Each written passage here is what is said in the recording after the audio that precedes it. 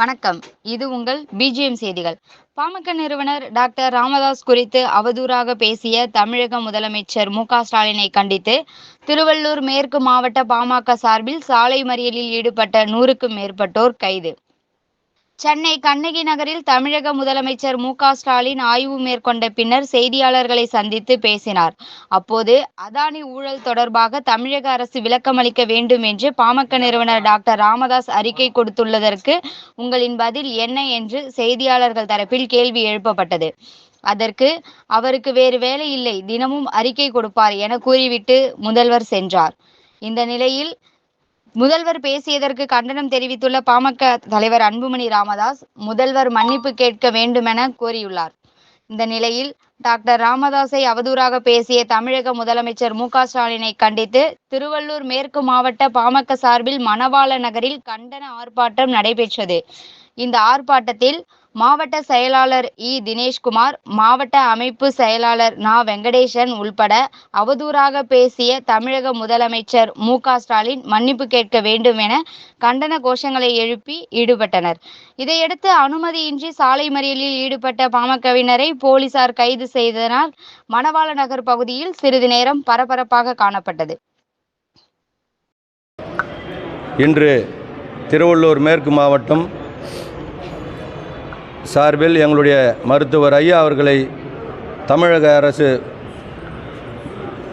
முதல்வர் அவர்கள் தகாத வார்த்தைகளால் ஒருமையில் பேசி எங்களுடைய மருத்துவர் ஐயா அவர்களை அவருடைய அறிக்கையை கேவலப்படுத்தி அந்த அறிக்கையை மூலமாக நிருபர்கள் கேட்ட கேள்விக்கு நிருபர்களையும் அசிங்கப்படுத்தி ஒரு இந்தியாவிலே ஒரு மூத்த அரசியல் கட்சியினுடைய தலைவர்,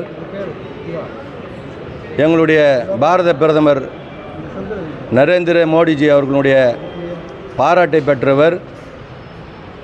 அப்படிப்பட்ட ஒரு மிகப்பெரிய ஒரு தலைவருக்கு அவருடைய அறிக்கைக்கு எனக்கு பதில் சொல்ல அவசியமில்லை என்று சொல்வது நல்ல ஒரு முதல்வருக்கு அழகல்ல என்பதை நாங்கள் வன்மையாக கண்டிக்கிறோம்.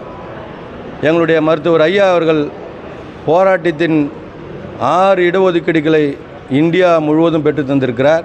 108 சாதிக்கு இடஒதுக்கீடை பெற்று தந்திருக்கிறார். அப்படிப்பட்ட ஒரு தலைவரை அம்பேத்கர் அவர்கள் பெற்றுத்தராத இடஒதுக்கீடை கூட எங்களுடைய மருத்துவர் ஐயா அவர்கள் பெற்று தந்திருக்கிறார். அதே போல் எங்களுடைய மருத்துவர் சின்னையா அவர்கள் இடஒதுக்கீடை பெற்று தந்திருக்கிறார். அதே போல் இன்றைக்கு இருக்கின்ற இந்த முதல்வர் அவருடைய சாதிக்கு கூட எங்களுடைய மருத்துவர் ஐயா அவர்கள் தான் இடஒதுக்கீடை பெற்றுத்தந்தார் என்பது குறிப்பிடத்தக்கது. ஏனென்று சொன்னால் அன்றைக்கு மூத்த தலைவர் ஒருவர் தமிழகத்தில் இருந்தபோது எங்களுடைய மருத்துவர் ஐயா அவர்கள் போட்டிருந்த வழக்கை அன்று இரவே ரத்து செய்து எங்களுடைய வழக்கறிஞர் பாலு அவர்களை அனுப்பி உடனே வாபஸ் பெற்று இன்றைக்கு மெரினாவிலே அவர்களை அடக்கம் செய்வதற்கு காரணம் எங்களுடைய மருத்துவர் ஐயா அவர்கள் போட்ட பிச்சை என்பதை இந்த நேரத்தில் நான் வலிமையாக சொல்ல கடமைப்பட்டிருக்கிறேன். ஏனென்று சொன்னால் மிகப்பெரிய ஒரு போராளி, 108 சாதிக்கு இடஒதுக்கீடை பெற்று தந்தவர்.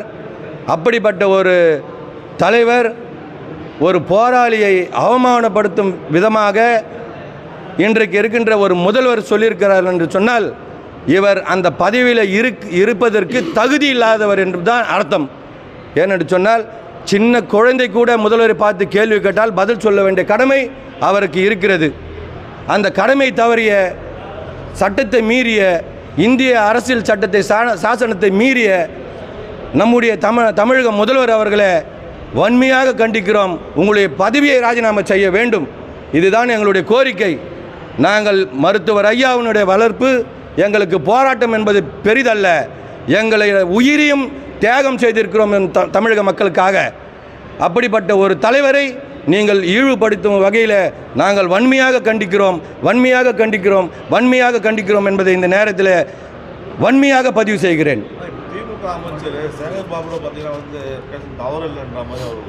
அவர் குறுக்கு வழியில் வந்தவருங்க. அவர் நேர் வழியில் வந்தவரா? சேகர்பாபு நேர் வழியில் வந்தவரா? எங்களுடைய ஐயாவினுடைய வரலாறை புரட்டி பாருங்கள் தெரியும். அவருடைய வரலாறை புரட்டி பாருங்கள் தெரியும்.